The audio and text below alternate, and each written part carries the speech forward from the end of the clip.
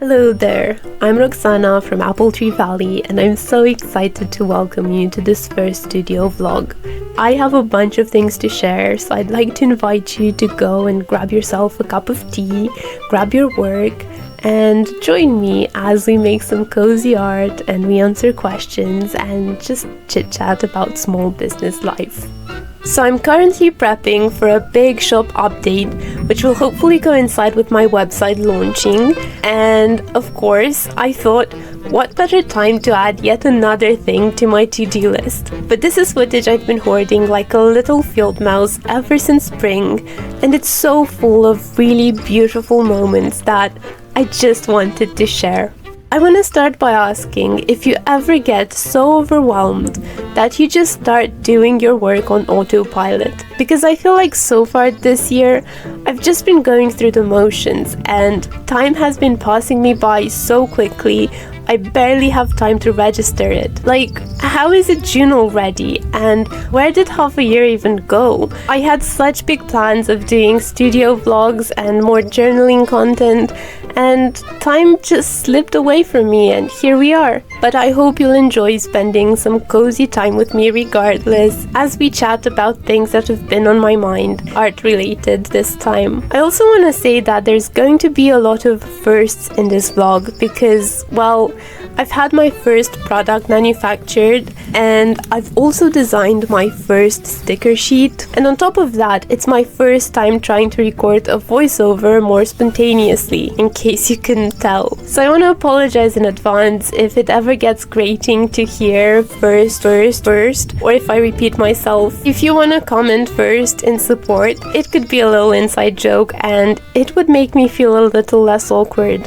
Right, so I said all that as an intro to this clip where I'm unboxing and setting up my first wooden pins. They were my birthday present to me, I will say that. So I was prepared to lose the money because I was so clueless and had no idea how to set the artwork up properly. I'm also learning a lot about making colors appear bright in print. If you know, you know. So yeah, I had very low expectations going into this, and I do remember being very delighted when I started unpeeling these little birdhouses. It's just so nice when things work out, isn't it?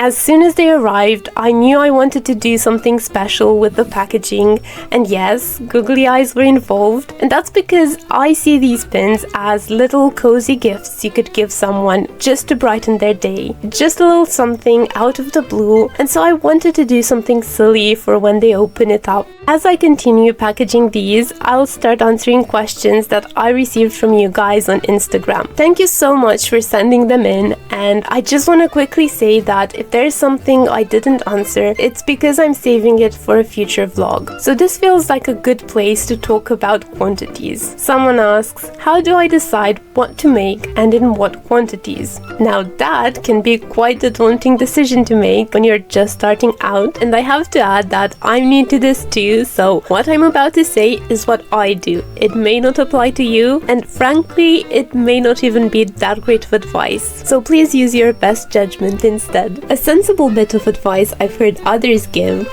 is to use social media to gauge interest for your designs before maybe going overboard, which is something I've just never done. But yeah, the thing is, I don't do that, partly because the majority of the things I sell are handmade and I get bored making the same thing over and over again, so I don't. But also partly because for me, personally, social media engagement hasn't been a very reliable indicator of what will eventually sell. Going with my gut has. Still, for manufactured products, it remains a question to ask yourself and answer carefully because there are quite a few things to consider, like the more items you order, the less you will pay per item. So what I do is, if I feel okay with keeping an item around, I'll just order way more than I expect to sell. I usually do this with stickers because if I have a lot left over, they're a really fun thing to throw in as a freebie, so I don't feel like it's a waste. One piece of advice I would give here is to always have a plan B. Mystery bags are fun, you can do bundle deals, you can do freebies, and it can all be a learning experience as long as you're not losing too much money over it. However, some items can get expensive to order in bulk, so for now I just go with smaller quantities and I factor the cost into the pricing. I don't have a formula, I usually just go with my gut, and if it's something that I really like, I will go all in, because I have this unfounded belief that if I think something's cute, other people will too, and my job is finding those people somehow. I don't know how it works, but it has so far. So I'm a big supporter of going with your gut and just hanging in there. And if something's not working, a good way to avoid getting discouraged is to just look at it as an experiment. When I'm disappointed that something isn't selling like I expected it to, I usually go, okay, time to have a think about it, and I try to work out where the problem might be. So, is it the marketing? Am I not posting enough? Which I rarely do, by the way. Is it that people just don't relate, aren't connecting with it? Is there something I can do about that? And I go from there, and honestly, I feel like this process has actually helped me have a clearer picture of what I do and what my motivation is, and sometimes that's enough to keep you going. I'm reading Art and Fear at the moment, and there's this passage that goes, artists get better by sharpening their skills or by acquiring new ones. They get better by learning to work and by learning from their work. And I definitely feel like I am learning from my work in situations like these. Well, I really went off on a tangent there, didn't I? And I didn't quite answer the question, but I just don't know either, and that's okay. Just do what you can and learn from the results, I guess is the takeaway. And here's the thing. You'll do a lot of learning when you're trying to sell your art, and some of the lessons will not be fun. I'm learning a lot about my own capabilities at the moment, and if you're a perfectionist, you know how you think you have to do things perfectly or else? So you end up killing time waiting for the stars to line up and the angels to sing and for you to spontaneously acquire whatever ability it is you feel you're lacking that the task absolutely needs. So instead of making mistakes and learning and moving along, you're just kind of stuck there, ruminating. Yeah, that mindset used to give me so much grief, and it still does, because it's a really hard habit to grow out of. Like, I know we all know that there are things we have to do before we get to be where we want to be, and with art, there's just a lot of shitty art that needs to be made before you can make what you want. But my god, is it hard when you're still trying to learn that failure is just the price that we all pay for success, that you will have to fail many times before you finally maybe make something that you're proud of. And sometimes you just have to sit with that very uncomfortable truth that you will fail again and again if it's something you truly care about and don't want to give up on. And this brings me to the next question, which is, how did I start working with polymer clay? And also, how do I make my earrings? Now, I'm not good with time, but I started somewhere in the middle of the pandemic. It was right before Christmas. I wanted to make myself a cute pair of earrings to maybe summon some festive vibes, because I was really not feeling it that year, and I haven't stopped since. I struggle with change and time passing, and I used to get very sad whenever I visited beautiful places or I experienced a beautiful moment, because I felt like the memory started to slip away as soon as it was over. So my art started as a bit of an obsession with capturing the little small moments in life before they fade away, and it just grew from that. A lot of it is inspired by my garden, by memories of things that I love, by things I long for, things that inspire me, all in all by everyday things that bring a little bit of happiness to the day. But that being said, the techniques I use are nothing extravagant. Like, there's really not much to talk about here. As you can see, my main technique, if I can even call it that, is to mush things together until they have a pleasing shape. shape. And my other main technique is using stencils, and I'll show you those in a minute as well. But first, we'll just finish this plumpy chuck. I did get some unfortunately soft clay in my last order, so I'm really struggling. But here's a tip for you if you work with white clay. I'll be painting over it regardless, but I find that it's best to remove dust and lint after it's baked. You can scratch it off without messing up with the piece too much, or you can rub it off with acetone. I got really into the plumpy bird making, so I actually made a couple pair of ducks sitting on a little lake of shining waters.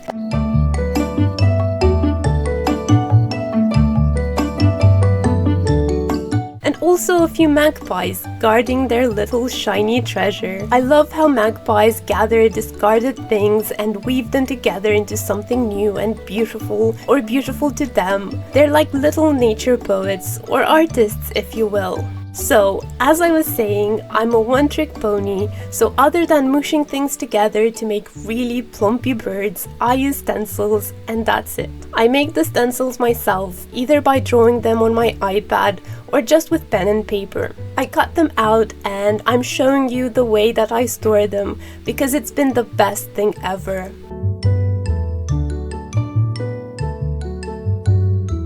It's not fully organized, as you can see, but I used to keep everything in little Ziploc pouches, and that just wasn't it. So now you know all my secrets. I keep things simple and then go all in when I'm finishing off the earrings.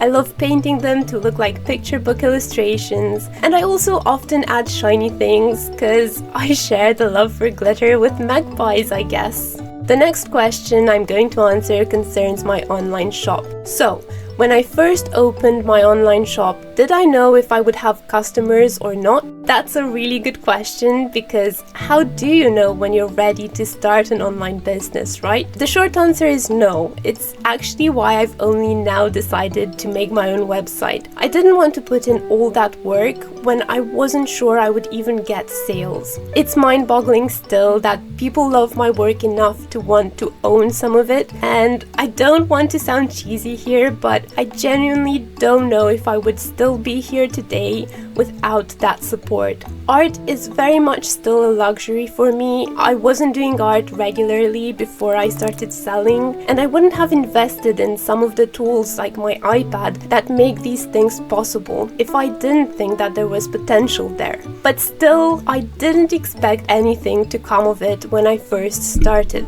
I didn't wait until I felt I was ready, is what I'm getting at. And for me, that was the right choice because I could start learning and adjusting from very early on. I know that there are many daunting things when you think about starting a small art business. There's the legal side that is confusing. You don't know what to invest in and what can wait. Shipping can be really intimidating too, and it's great if you can just jump into it and make it all work, but you can also start small and take things one at a time. The first step I took, and I think anyone can take if they're thinking about starting an art journey, is deciding on a platform to share that experience on. And then, once you're there, you try finding others that are also just starting out, and you form friendships because that's what will keep you going back and trying harder and feeling satisfaction with your work even in the early stages. And whenever you do decide to take the plunge and start a business, you'll have someone to talk to that will understand all the new challenges you might be facing. And I think all that also answered the question of how I found my audience. I've never paid for ads, I just keep trying to get better at sharing what I do, and I take things slowly, so I've had a very slow growth. I've picked the platforms that felt most interesting to me, and I try my best to create content that might be of use, or might be entertaining, or inspiring, or relatable to people that use them. And it's fine to try new things like I am right now. Long-form video content is something I never thought I would attempt, but I've always been curious about it. And at this point, it feels a lot like an art project in itself, so I'm fine with this not reaching that many people. I'm here to learn and grow and share some of the magic of Appletree Valley with you. While we're on the topic of picking platforms, someone asked, why did I decide to build my own website on my own? So I guess as opposed to using something like Shopify, I think, or another platform. And the answer is really easy. It's cheaper this way. So it's cheaper to pay for a year of hosting and a domain and build a website using WordPress than it is paying for a Shopify subscription. And I also don't currently have the funds to pay someone to do this for me. So it's all me. I'm making all of the mistakes. As of right now, I really messed something up that I don't know how to fix, so that's fun. I'm learning fun names like the white screen of death, trying to troubleshoot it, but I like learning. There are things that I like learning more than others, sure, but all in all, I do actually enjoy how many things I've had the opportunity to try out because I'm running all of this on my own. So to sum up, I decided I needed my own platform to sell because I want that extra bit of control and personalization, and I'm building it myself with the help of some really kind people because that's what I can afford.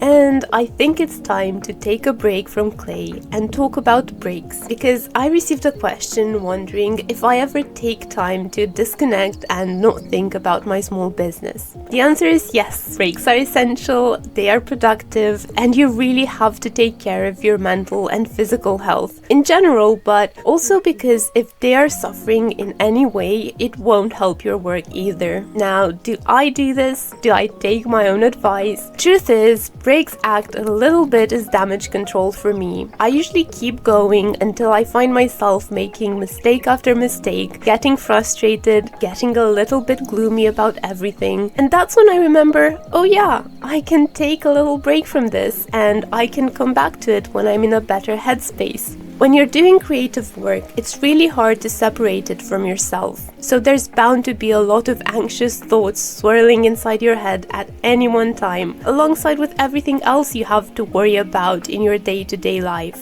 And I'm sure you've heard this floating online, but it's true. Creativity needs a lot of what looks like doing nothing before it can happen. Twyla Tharp calls it filling the empty space before creativity begins. So essentially, whenever I feel stuck in really negative patterns of thinking, or I feel burnt out, I try my best to create that empty space to fill. And I read, I watch movies, I go for a lot of walks, I play with the cats, I work in the garden. I do things that help me disconnect in a way and help heal the exhaustion that's bringing on everything else. It's taken me a long time to learn that exhaustion isn't a solo performer, and it has a lot of nasty little friends that it likes to bring along, like anxiety, annoyance, frustration, even sadness, despair, hopelessness, doubt, and overworking yourself is like an open invitation for them to show up. So I'm still working on setting some boundaries to make them feel unwelcome in the first place, but for now I've at least learned to kick them out when they do show up. I would love hearing about how you deal with exhaustion when it inevitably happens, and especially if you've found a way to keep it in check.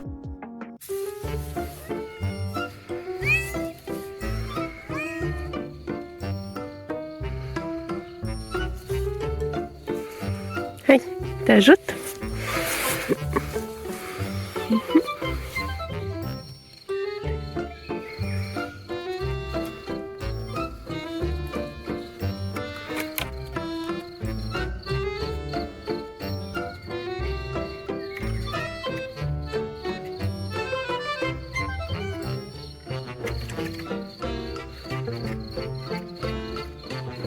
Hai jos.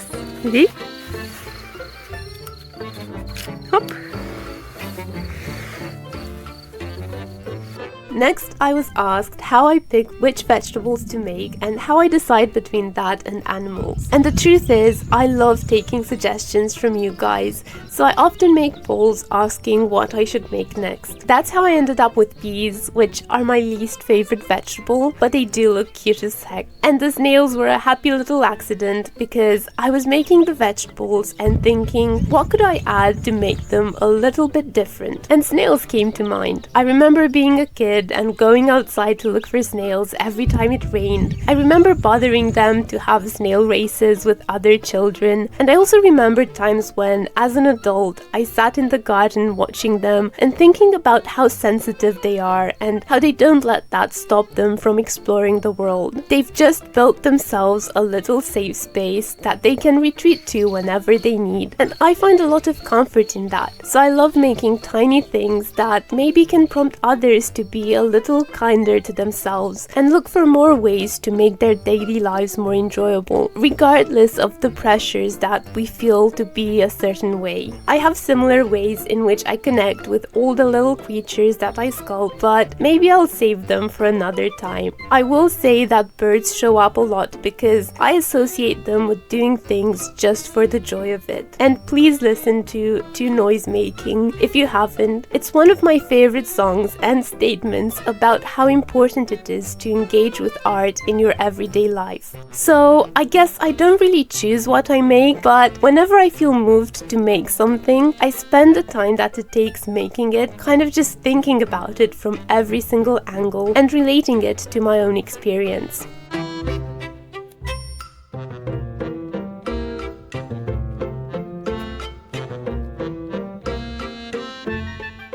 If you're wondering what it is I'm doing here, I run a very small business, so I get to be really creative when it comes to packaging. So I'm cutting this wrapping paper to turn into packaging for my first sticker sheet. I'm going to unbox that in a second, but I just want to say that these little moments, as boring as they may seem, like I'm just cutting paper over and over again. I know it's not everyone's cup of tea, but I live for moments like this. Like, I would be so happy doing this sort of repetitive task all day.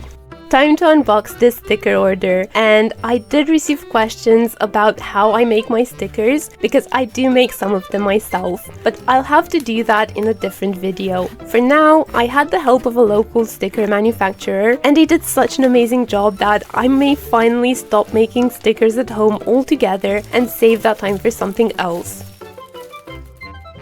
So a while ago, I drew these little mushroom folk engaging in hobbies, and I loved them so much I had to turn them into stickers. They are currently available in my shop as individual die-cut stickers, and I'll be adding the sticker sheet option very soon. They're printed on vinyl and laminated because they're a little big, so you can totally use them in spreads in your journal, but I thought they would be cool to decorate your laptop or tablet or sketchbook covers, so I wanted to make them super durable. I did run into a bit of trouble because I couldn't decide whether to do round or straight corners, so I thought I'd just go with straight and decide after, which turns out is never a good idea in any context, and it turned out that my janky little corner cutter doesn't do well with vinyl. I didn't notice right away, but it tore at the plastic on the corner. Luckily, using a paper sheet to protect the vinyl solved that issue, but yeah, I'm definitely gonna order them with rounded corners next time. So while I cut these, let's see how hard is it to manage everything.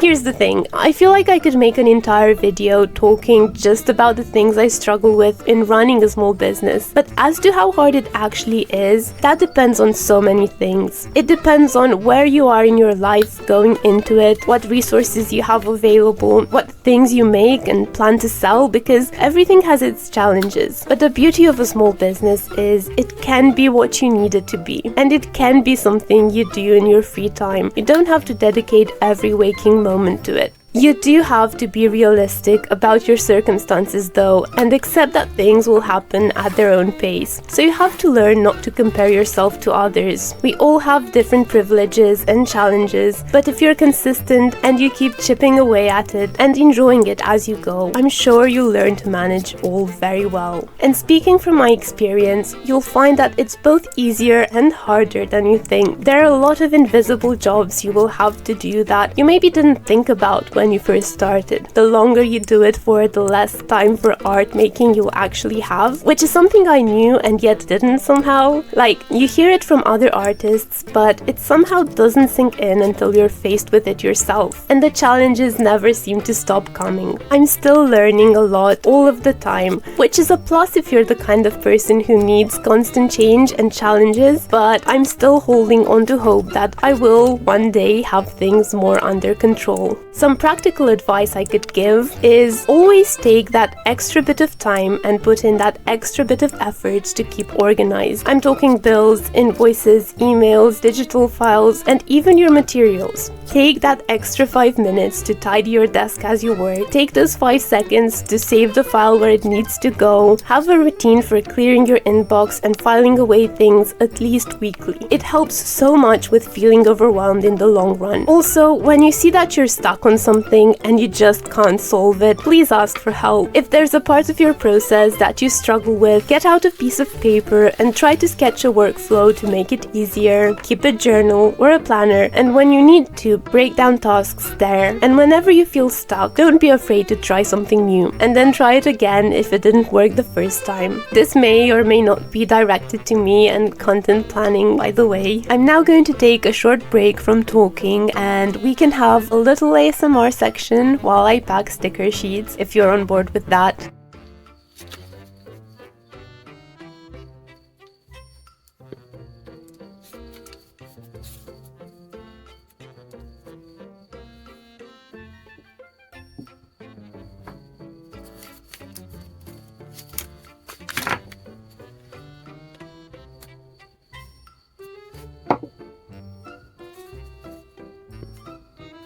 So this is what those wrapping paper tubes turned into, and I'm really happy with the result. I hope you'll love it too. And this is a silly thought to share, but I'm actually excited to pack orders on TikTok again because of how cute all the new packaging is. Well, at least I think so. I actually haven't been active a lot or at all on there because I've been going through a bit of a burnout. I've kept busy, but some things have slipped away from me, and I started feeling really guilty and ashamed about how I handled that, and I went right into avoiding everything. Posting on social media has been especially draining lately, and the idea that if I take a break, people will forget about me and it will be really awkward to then start posting again has been giving me so much anxiety. But it's something I'm trying to change, and I think going forward I might start sharing more on here because I like the sense that I can reflect a little on the things I share and it's not all go.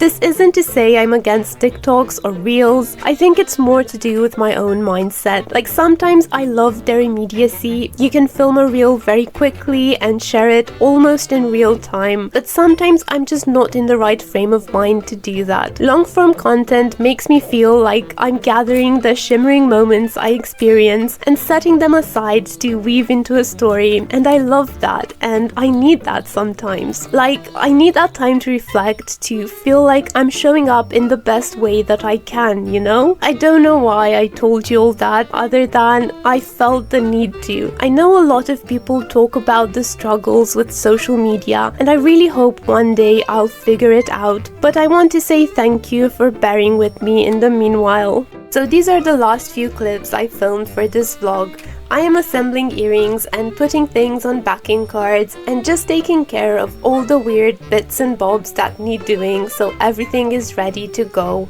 I'm taking care to clean the paint that might have got onto eye pins so that everything's all nice and shiny, but I did do most of it and the assembling off camera because I get incredibly clumsy when I'm trying to film anything.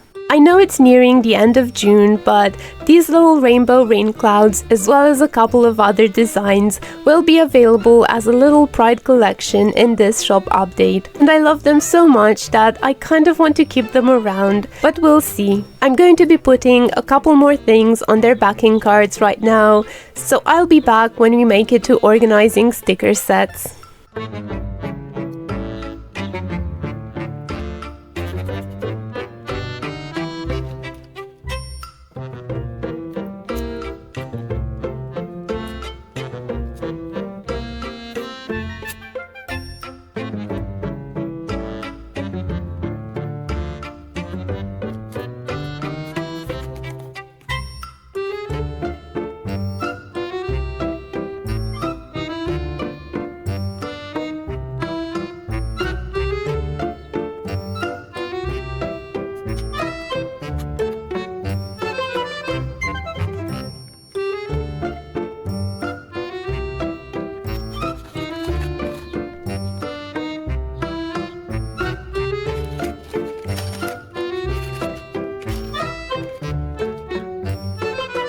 I had this idea to repackage the stickers I sell and make things a little bit easier for future me, so here I am prepping a few sets in advance. I'm not gonna have time to list them here, but you can see on the screen what each set contains, and I do have a couple of other designs that I didn't know how to group. I want to thank you so much for being here if you made it all the way to the end. I hope you had fun. I hope I kept you company. If you've been working on something while listening to this, I'd love to hear what you made. And if you enjoyed the video, it would help so much if you gave it a thumbs up or left a little snail emoji in the comments. If you want to follow along, make sure to hit the subscribe button. I'll try not to take another 6 months to upload again, and I'll leave all the details if you're interested in my shop in the description below. Thank you so much again, and I wish you a lovely rest of your day.